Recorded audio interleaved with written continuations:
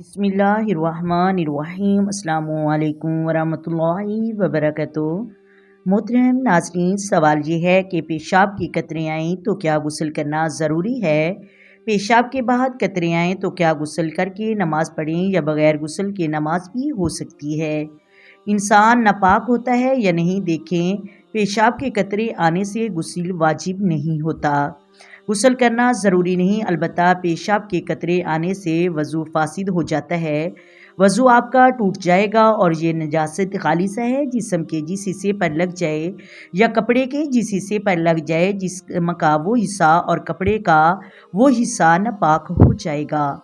इसका पाक करना ज़रूरी है। इसमें भी कितनी मकदार है? बहुत से लोग ये सवाल करते हैं कि अगर एक दो कतरे आएँ तो हम इन कपड़ों को पाक करें या ऐसे ही नमाज पढ़ें? तो इस चीज़ को समझना चाहिए। अगर नजासत एक दिरम से कम थी, आपने नमाज पढ़ ली तो आपकी नमाज हो जाएगी। अगर एक दिरम के बराबर थी तो आप फिर इस नजासत को कपड़े से पाक करना वाजिब था।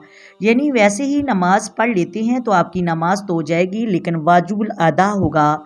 अगर एक दिरहम से ज़्यादा नजासत लगी है तो उसका पाक करना फ़र्ज़ था, और अगर ऐसे ही नमाज पढ़ी तो नमाज शुरू ही नहीं हुई आपकी, क्योंकि नमाज में तहारत शर्त है।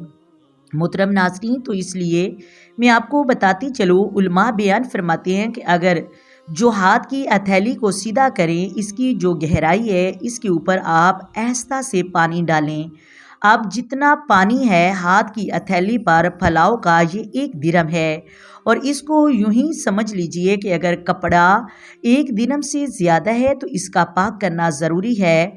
अगर बग़ैर पाक किए आपने नमाज पढ़ी तो आपकी नमाज नहीं होगी। अगर एक दिरहम के बराबर थी और आपने नमाज पढ़ ली, आपकी नमाज हो जाएगी, लेकिन वाजिबुल अदा होगी। अगर एक दिरहम से कम थी तो आपकी नमाज हो जाएगी, लेकिन इसका पाक करना सुन्नत था। मोहतरम नाज़रीन, तो अगर एक दिरहम से ज़्यादा है तो आप अंदाज़ा लगा सकते हैं हाथ की गहराई है जितनी, ये एक दिरहम है। अगर एक दिरहम से ज़्यादा है तो आप बग़ैर पाक के ये नमाज पढ़ेंगे तो आपकी नमाज नहीं होगी। मुझे उम्मीद है आपको मेरी बात की समझ आ गई होगी। अल्लाह ताला हम सब को समझने की तौफीक अता फरमाए। आमीन सुम्मा आमीन। बहुत सारे लोग परेशान होते हैं, अगर कतरे आए तो हमारा जिस्म पूरा नापाक हो जाएगा और हमारे ऊपर गुस्ल करना फ़र्ज़ हो जाता है। ऐसा बिल्कुल नहीं है। जिस्म के जिस हिस्से पर नजासत लगी है सिर्फ उतना हिस्सा पाक करना ज़रूरी है। कपड़े का उतना हिस्सा भी पाक करना ज़रूरी है। और अगर एक दिरहम से ज़्यादा है तो तब जाकर फ़र्ज़ है। अगर एक दिरहम के बराबर है तो वाजिब है। अगर एक दिरहम से कम है तो ये सुन्नत है। उम्मीद करती हूँ आपको वीडियो की समझ आ गई होगी। अगर वीडियो अच्छी लगे वीडियो को लाइक करें, शेयर करें और चैनल को सब्सक्राइब कर दें।